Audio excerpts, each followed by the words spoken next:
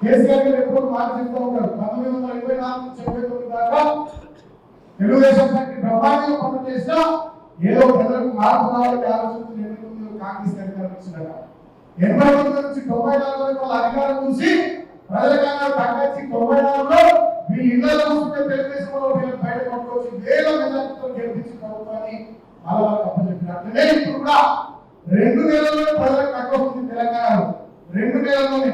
ఒక ముఖ్యమంత్రి స్థాయిలో ఉన్నాడు ఈ గుప్పు బెస్ట్గా ఏం మాట్లాడాలి సరే కాలం కలిసి వచ్చి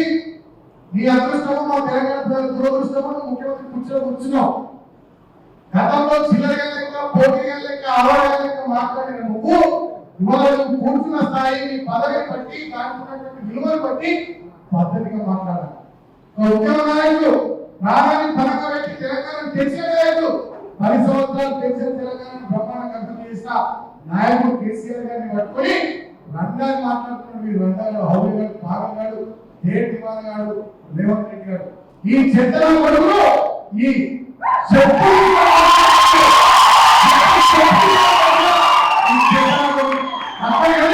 మనకు సంస్కారం అంటే వస్తుంది బిడ్డ భూమికాలు ఎవరైనా నా కొడుక కబద్దు ప్రభుత్వం లేకపోవచ్చు లక్షల మందిలో పదవి తూగుతూ మన చేతులు కూడా 10 అధికారంలో ఉన్నాం మేము అనుకుంటే నువ్వు ఉంటుంటారా నీ కాంగ్రెస్ ఉందా నీ లీడర్లు ఉందా నీ ఉత్తరాలు కట్టె చేస్తే ప్రాణాయితో కలిపి పారుతుంది దూరం కలిపి పారుతుంది ఒక్కొక్క కానీ మేము ఆ కక్ష సాధింపు కోరికలు పోలేదు మేము అభివృద్ధి చేయాలి ప్రజలకు పని చేయాలి కష్టపడాలి పోరాటం తెచ్చుకున్న తెలంగాణ ప్రజల ఆకాంక్షలు నిలబెట్టాలి దళితుల జీవితాల్లో వెళ్తూ రావాలి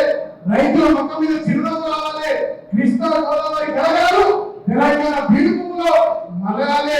ఆలోచనతో మేము పనిచేస్తున్నాం తప్పైన కక్ష సాధింపు పోలే